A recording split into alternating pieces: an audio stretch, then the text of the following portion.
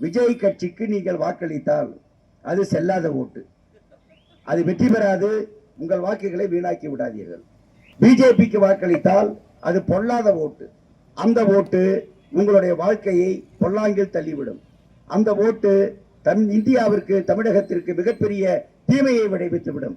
ஆகவே செல்லாத ஓட்டாகவும் உங்கள் ஓட்டு ஆகக்கூடாது, பொல்லாத ஓட்டாகவும் உங்கள் ஓட்டு ஆகக்கூடாது. நாம் இன்றைக்கு பழனிக்கு செல்கிறோம் அல்லது மற்ற கோவிலுக்கு செல்கிறோம். சென்று என்ன கேட்கிறோம்? இறைவனே, ஆண்டவனே, முருகனே, ஈஸ்வரனே, எங்களை காப்பாற்றுங்கள் என்று நாம் கேட்கிறோம். அவர் நம்மை காப்பாற்ற வேண்டும் என்பதுதான் நம்முடைய பிரார்த்தனை, நம்முடைய வேண்டுகோள். ஆனால் பிஜேபிக்காரர் என்ன சொல்லுகிறான் தெரியுமா? முருகனையே நாங்கள் தான் காப்பாற்றுகிறோம் என்கிறான். இப்ப திருப்பரங்குன்றத்திலே முருகனை இவர்கள் காப்பாற்றுகிறார்களாம். எல்லோரையும் காப்பாற்றுகிற இறைவனை நான் தான் காப்பாற்றுகிறேன் என்று சொல்லுகிற அயோக்கியர்கள் நீங்கள் என்ன சொல்வீர்கள்? முருகப்பெருமானையே பிஜேபியினுடைய தேர்தல் ஏஜெண்டாக்க பார்க்கிறார்கள். இந்த சட்டமன்ற தொகுதி தமிழகத்திலே கடந்த தேர்தலில் பிஜேபிக்கு வாக்களித்து இங்கிருந்து ஒரு உறுப்பினரை நீங்கள் அனுப்பியிருந்தீர்கள். அந்த உறுப்பினர் சட்டமன்றத்தில் என்ன செய்தார் என்பதை பற்றியெல்லாம் நான் விளக்கி நீங்கள் தெரிய வேண்டிய அவசியமில்லை. ஒரு உறுப்பினர் சட்டமன்றத்தில் என்ன செய்கிறார் என்பதை விட ஒரு உறுப்பினர் சார்ந்திருக்கிற கட்சி மாநிலத்திற்கு என்ன செய்கிறது, மாவட்டத்திற்கு என்ன செய்கிறது, அகில இந்திய அளவிலே என்ன செய்கிறது என்பது மிக முக்கியமான விஷயம். பிஜேபியினுடைய வேட்பாளராக இருக்கக்கூடிய சகோதரி அவர்கள் இந்தியாவிலே இன்றைக்கு ஏற்பட்டு கொண்டிருக்கிற இந்த நிலவரங்கள் முடிவதையும் அறிந்திருப்பாரா என்று எனக்கு தெரியவில்லை. இந்தியாவிலே மிக கடுமையான ஒரு நெருக்கடியை நோக்கி நாம் இப்போது நகர்ந்து கொண்டிருக்கிறோம். இது ஜவுளி தொழில் மணிந்த பகுதி. நம்மை சுற்றி இருக்கிற எல்லா மாவட்டங்களிலும், கோவை மாவட்டமோ நாமக்கல் மாவட்டமோ, எல்லா பகுதிகளிலும் இருக்கிற நம்முடைய அடிப்படையான ஜவுளி தொழில் இன்னைக்கு மிகப்பெரிய பாதிப்புக்கு ஆளாகி கொண்டிருக்கிறது. இந்த பகுதியில் இருக்கக்கூடிய விவசாயம் அதுதான் முதன்மை தொழில். அந்த தொழிலும் கடுமையான பாதிப்புக்கு ஆளாகி கொண்டிருக்கிறது. என்று சொன்னால் அவர்கள் உற்பத்தி செய்கிற பொருட்களுக்கு உரிய விலை கிடைப்பதை கூட உறுதி செய்ய முடியாத ஒரு ஆட்சி தான் இப்போது டெல்லியிலே இருக்கிறது. கடந்த தேர்தலின் போது விளை பொருட்களுக்கு அதனுடைய அடக்க செலவை போல் 1.5 மடங்கு அதிகமாக நாங்கள் பெற்றுத் தருவோம், அதற்கான ஆணை பிறப்பிப்போம் என்று சொன்ன அரசு தான் டெல்லியிலே இருக்கிறது. என்ன செய்திருக்கிறார்கள்? விவசாயிகளுக்கு இல்லை. என்ன செய்திருக்கிறார்கள்? ஜவுளி தொழிலுக்கு ஒன்றும் இல்லை. இப்போது நடைபெறுகிற இந்த யுத்தத்தின் காரணமாக மிக கடுமையான நிலைமை நம்முடைய நாட்டை மட்டுமல்ல உலகத்தின் சரிபாதி நாடுகளை நோக்கி கடுமையான விளைவுகளை உண்டாக்கி கொண்டிருக்கிறது. இவ்வளவு பெரிய நாட்டினுடைய ஒரு தலைவர் இதுவரை அந்த யுத்தம் குறித்து என்ன பேசியிருக்கிறார், என்ன சொல்லி இருக்கிறார்? நமது நாட்டை பாதுகாப்பதற்காக அல்லது இந்த யுத்தத்தை நிறுத்த வேண்டும் என்பதற்காக என்ன நடவடிக்கை எடுத்தார்? ஒரு நாட்டினுடைய அதிபரை கொலை செய்கிறார்கள், சொல்லிவிட்டு கொலை செய்கிறார்கள். கொலை செய்த பிறகு நாங்கள் தான் கொன்றோம் என்று ட்ரம்ப் என்கிற அமெரிக்க ஜனாதிபதியும் நெதன்யாகு என்கிற இஸ்ரேல் ஜனாதிபதியும் தொடர்ந்து கொக்கரித்த வண்ணம் இருக்கிறார்கள். அப்படி ஒரு நாட்டினுடைய அதிபர் கொலை செய்யப்பட்ட பிறகு அவருக்கு ஒரு அனுதாபம் தெரிவிக்க கூட மோடிக்கு நேரமில்லை என்பது மட்டுமல்ல, அவர் அதற்கு அஞ்சுகிறார். ட்ரம்புக்கு அஞ்சுகிறார், அமெரிக்க அதிபருக்கு அஞ்சுகிறார். இந்த நாடு அந்த நாட்டுக்கு அடிமையாகி போய்விட்ட காரணத்தினால் ஏராளமான சிக்கல்களை ஏற்கனவே அனுபவிக்க தொடங்கிவிட்டோம், இன்னும் அனுபவிக்க போகிறோம் என்கிற நிலைமைதான். அதனால்தான் எவ்வளவு விரைவாக பிஜேபியை இந்த நாட்டிலிருந்து நாம் விரட்டுகிறோமோ, ஆட்சியிலிருந்து அகற்றுகிறோமோ, அந்த அளவுக்கு தான் இந்திய மக்களுக்கு நன்மை பிறக்கும், இல்லாவிட்டால் மிகப்பெரிய நாசம் விளையும் என்பதை நான் பணிவோடு தெரிவித்துக் கொள்ள விரும்புகிறேன். ஆகவே பிஜேபி என்பது இந்த நாட்டிற்கு ஒவ்வாத ஒரு கட்சி. அந்த கட்சியினுடைய சார்பிலே நிற்கிற இந்த வேட்பாளர் எந்த காரணத்தை முன்னிட்டும் வெற்றி பெற்றுவிடக் கூடாது. தமிழகம் எல்லா மாநிலங்களுக்கும் எடுத்துக்காட்டாக எண்ணற்ற சாதனைகளை செய்த வண்ணம் இருக்கிறது. மகளிருடைய உரிமை தொகையாகட்டும், அல்லது பேருந்து பயணமாகட்டும், விடியல் பயணமாகட்டும், வரிசையாக நான் சொல்லலாம். தமிழ் முதல்வர் மற்ற எல்லா திட்டங்களையும் அமுல்படுத்திக் கொண்டிருக்கிற ஒரு அரசு. பல மாநில அரசுகள், சில பிஜேபி அரசுகள் உட்பட இதை பின்பற்றினால் என்ன என்று யோசிக்கிற அளவுக்கு சிறந்த திட்டங்களை அவர்கள் செயல்படுத்தி இருக்கிறார்கள். இப்போதும் அறிவிக்கப்பட்டிருக்கிற தேர்தல் அறிக்கையிலே பல திட்டங்கள் அறிவிக்கப்பட்டிருக்கிறது. ஏற்கனவே இருக்கிற தொகையை இரட்டிப்பாக்குவோம் என்றெல்லாம் அவர்கள் சொல்லி இருக்கிறார்கள். இது அனைத்து குறித்தும் பிஜேபியுடைய கருத்து என்ன? அவர்கள் யார் தோல் மீது அமர்ந்து வருகிறார்களோ அந்த அதிமுகவின் கருத்து என்ன? அதிமுக நண்பர்களை நான் கேட்கிறேன், நீங்கள் பிஜேபியை சுமந்து வருகிறீர்களே, கிராமந்தோறும் பட்டி தொட்டி எங்கும் அவர்களை இன்றைக்கு அடையாளப்படுத்த முயற்சிக்கிறீர்களே, இதனால் இந்தியாவுக்கு தமிழ்நாட்டுக்கு என்ன நன்மை விளைய போகிறது? நீங்கள் பதில் சொல்ல வேண்டும். பதில் சொல்லாமல் எடப்பாடி அவர்கள் தப்பிக்க முடியாது. இவ்வளவு கடுமையாக தமிழ்நாட்டினுடைய ஒவ்வொரு பிரச்சனையிலும் தமிழக அரசிற்கு, தமிழக மக்களுக்கு சேர வேண்டிய பணத்தை அவர்கள் தரவில்லை. தமிழக மக்களுக்கு கல்வியிலே இங்கு இருக்கிற பிற்பட்ட மக்கள், ஏழை எளிய மக்கள், நடுத்தர மக்கள், அதே மாதிரி தலித்து போன்ற மக்கள் எல்லாம் மேல் படிப்பை செல்வதற்கு தடையாக இருக்கிற நீட்டுத் தேர்வை ரத்து செய்ய அவர்கள் நடவடிக்கை எடுக்கவில்லை. நீங்கள் என்ன நடவடிக்கை எடுத்தீர்கள்? தொழிலாளர்களுக்கு எதிராக அடுத்தடுத்த சட்டங்களை நாடாளுமன்றத்திலே மோடி அவர்கள் கொண்டு வந்தார். அந்த சட்டங்கள் மக்களவையிலே நிறைவேறினாலும் ராஜ்யசபையிலே, மாநிலங்களவையில் நிறைவேறாது என்கிற நிலைமைதான் இருந்தது. அந்த அளவுக்கு அவர்களுக்கு உறுப்பினர் எண்ணிக்கை இல்லை. ஆனால் ராஜ்யசபையிலே அது வெற்றி பெறுவதற்கு காரணமாக இருந்தவர்கள் அதிமுகவினுடைய நாடாளுமன்ற உறுப்பினர்கள் கையுயர்த்தி அதை வெற்றி பெற செய்தார்கள்.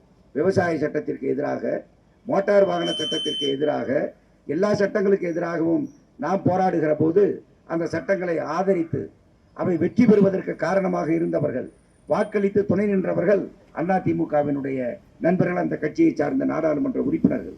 ஆகவே எல்லா தீமைகளுக்கும் காரணமாக இருந்தவர்கள் இந்த அதிமுகவும் பிஜேபியும் தான் கடந்த 5 ஆண்டுகளில் என்று சொன்னால் மிகையல்ல. இதையெல்லாம் செய்து கொண்டிருக்கிற இந்த கட்சிகளை நாம் தோற்கடிப்பதன் மூலமாக மட்டும்தான் நாங்கள் விழித்துக் கொண்டிருக்கிறோம்.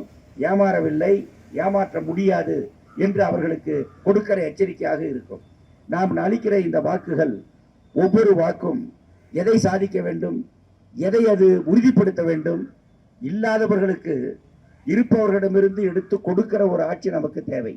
யாருக்கு தேவையோ அவர்களுக்கு தான் கொடுப்போம் என்று சொல்லுகிற ஒரு ஆட்சி தேவை. ஆனால் இதையெல்லாம் இலவசங்கள், இது நாட்டை கெடுத்துவிடும், திமுக அரசு கடன் பெற்று இருக்கிறது, கடன்கார மாநிலமாக இருக்கிறது என்றெல்லாம் பேசுகின்றவர்களை நான் கேட்கிறேன். கடன் இல்லாதவர்கள் யார்? இங்க இருக்கிற மக்கள், நீங்கள் அத்தனை பேரும் இருக்கிறீர்கள். இதில் கடன் இல்லாதவர்கள் எத்தனை பேர்? கடன் வாங்குவது குற்றம் அல்ல, கடன் வாங்கி என்ன செய்கிறோம் என்பதுதான் முக்கியமான விஷயம். கடன் வாங்கி கள்ளி குடித்தால் தப்பு, கடன் வாங்கி சாராயம் குடித்தால் தப்பு, கடன் வாங்கி ஒரு தொழில் நடத்தினால் என்ன தப்பு? அந்த கடனை அடைப்பதற்குள்ள ஏற்பாடோடு ஒரு ஆட்சி நடந்தால் அதில் என்ன குற்றம்? உண்மை என்ன தெரியுமா? தமிழ்நாடு அரசு பெற்றிருக்கிற, வாங்கி இருக்கிற கடனை விட பல மடங்கு அதிக கடனை திருப்பி அடைக்க முடியுமா என்கிற சந்தேகத்தை உண்டாக்குகிற அளவுக்கு கடனை பெற்று வைத்திருக்கிற அரசு மத்திய அரசு, பிஜேபி அரசு. ஆனால் அவர்கள் தான் இங்கே வந்து பேசுகிறார்கள். கடன் அல்ல பிரச்சனை. கடனை யாருக்கு பயன்படுத்தினார்கள்? கடனை எதற்கு பயன்படுத்தினார்கள்? சாலை போட பயன்படுத்தினார்கள், மின்சார உற்பத்திக்கு பயன்படுத்தினார்கள், தொழிற்சாலைகள் அமைப்பதற்கு பயன்படுத்தினார்கள், புதிதாக வேலை தருவதற்கு பயன்படுத்தினார்கள். எங்கள் ஏழை மக்கள், எங்களுடைய பெண்கள் வேலைக்கு செல்வதற்கு, வேலையிலிருந்து திரும்பி பத்திரமாக வருவதற்கு, எங்கள் குழந்தைகள், கிராமப்புறத்து ஏழை எளிய பெண் குழந்தைகள் தைரியமாக பள்ளிக்கு சென்று திரும்புவதற்கு அவர்களுக்கு இலவசமாக பேருந்து பயணத்தை செய்து கொடுத்தார்கள். இதை செய்வதற்காகத்தானே கடன் பெற்றார்கள். அந்த கடனை அடைக்க முடியும், அடைத்துக் கொண்டு இருக்கிறார்கள், தொடர்ந்து அடைப்பார்கள். அதில் எந்த விதமான பிரச்சனையும் இல்லை. ஆகவே கடன் பெற்றது என்னமோ பெரிய குற்றம் என்பதை போல இவர்கள் பேசுகிறார்கள். யார் பேசுகிறார்கள்? குடிகாரனை பார்த்து மொடா குடிகாரன், குடிகாரன் என்று சொன்னதை போல இந்த அரசை பற்றி மிக கடுமையாக கடன் வாங்கி இருக்கிற பிஜேபி பேசுகிறது, மோடி பேசுகிறார்.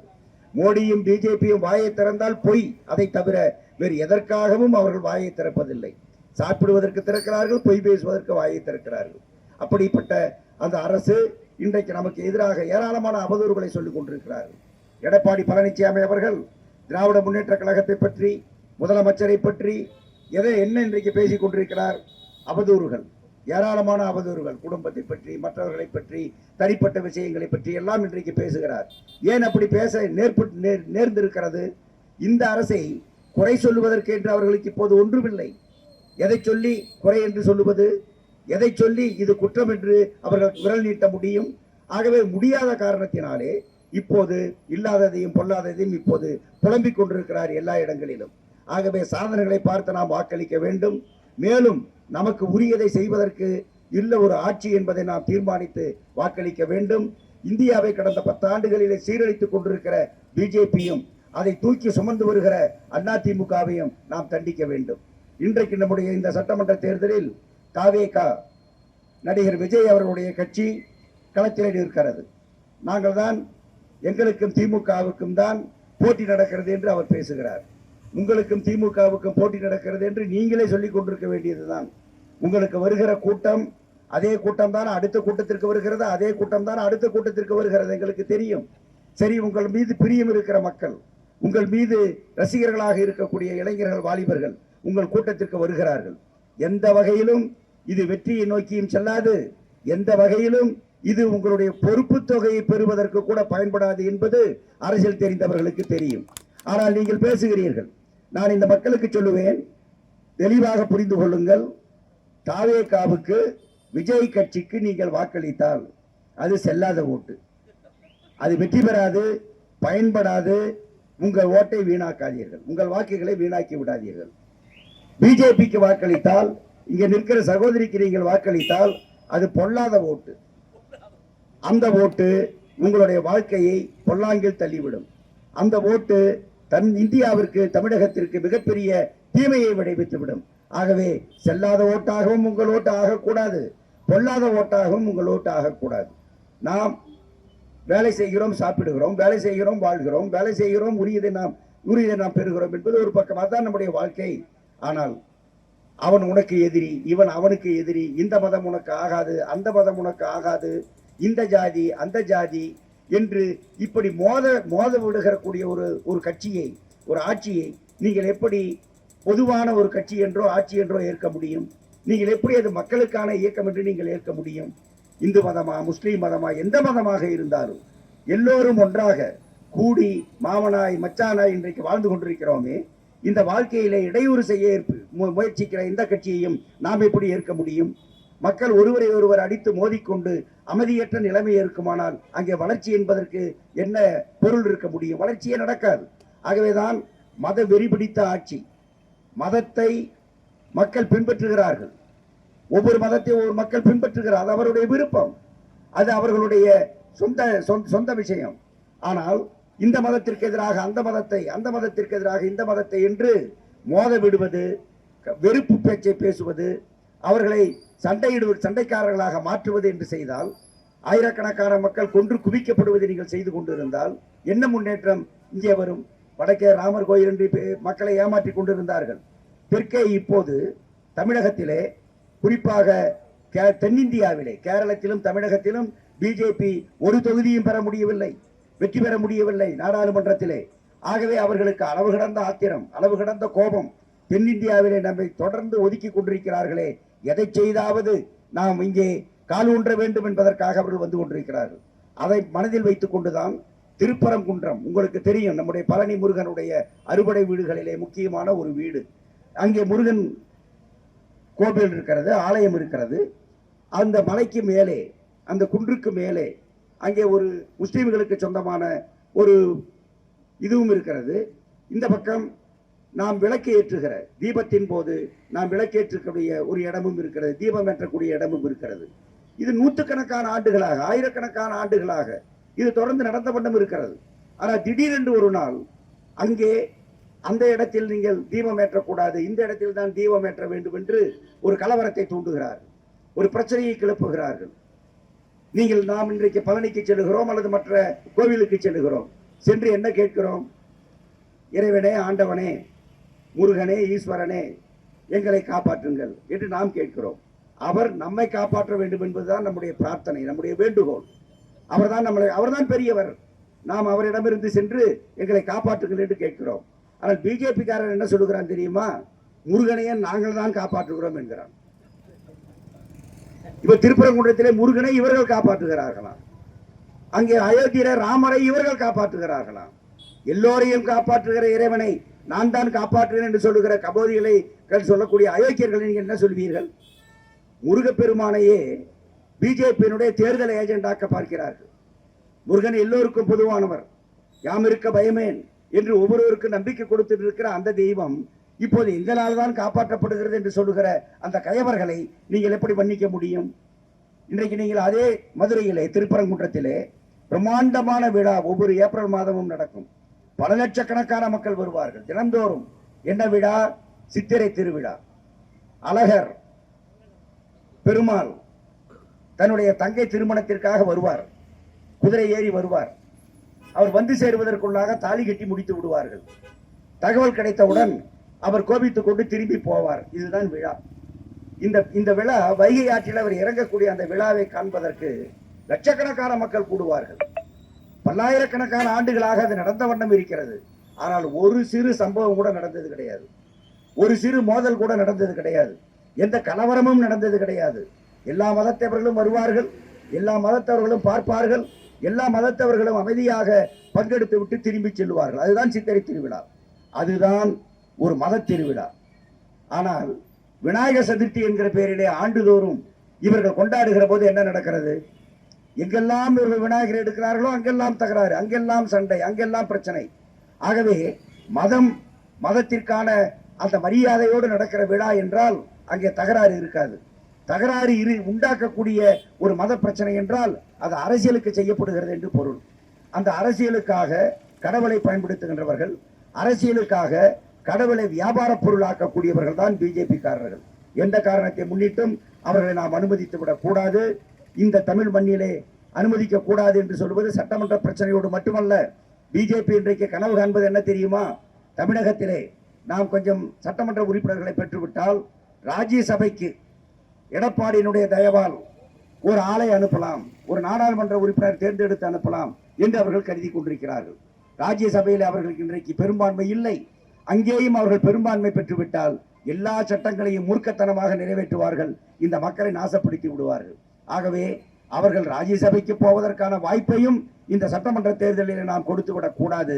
முக்கியமாக மொடக்குறிச்சி தொகுதியிலே பிஜேபி இருக்கிற அத்தனை தொகுதிகளிலும் அவர்கள் தோற்கடிக்கப்பட்டாக வேண்டும். அவர்களை தூக்கி சுமக்கிற அதிமுகவையும் நாம் தண்டித்தாக வேண்டும். ஆகவே அந்த வகையிலே மீண்டும் திராவிட முன்னேற்ற கழக ஆட்சி, மீண்டும் நம்முடைய அருமை நண்பர் தளபதி ஸ்டாலின் அவர்களுடைய ஆட்சி தமிழகத்திலே அமைய வேண்டும் என்பதற்காக நம்முடைய வாக்குகளை நாம் பிரயோகப்படுத்த வேண்டும். அந்த அடிப்படையிலே உங்களை அன்போடு நான் வேண்டிக் கொள்வேன். நம்முடைய அருமை சகோதரர் செந்தில்நாதன் நிறைய படித்தவர், பொறியியல் நிபுணர். அவர் இங்கே போட்டியிடுகிறார். அவரை வெற்றி பெறச் செய்வதன் மூலமாக எந்த தவறானவர்களுக்கும், எந்த அநீதியானவர்களுக்கும், மதத்தை வியாபாரம் செய்பவர்களுக்கும், கடவுளை வியாபாரம் செய்தவர்களுக்கும், அவர்களை தூக்கி சுமந்து பதவி வெறியோடு வரக்கூடியவர்களுக்கும் இங்கே இடமில்லை என்று காட்டக்கூடிய முறையிலே நாம் உதயசூரியன் சின்னத்திலே வாக்களித்து பெருவாரியான வாக்குகள் வித்தியாசத்திலே அருமை தோழர் செந்தில்நாதன் அவர்களை வெற்றி பெற செய்ய வேண்டும். அது நாம் செய்ய வேண்டிய அடிப்படை கடமை என்று உங்களை அன்போடு கேட்டுக்கொண்டு வாய்ப்புக்கு நன்றி கூறி முடித்துக் கொள்கிறேன். வணக்கம்.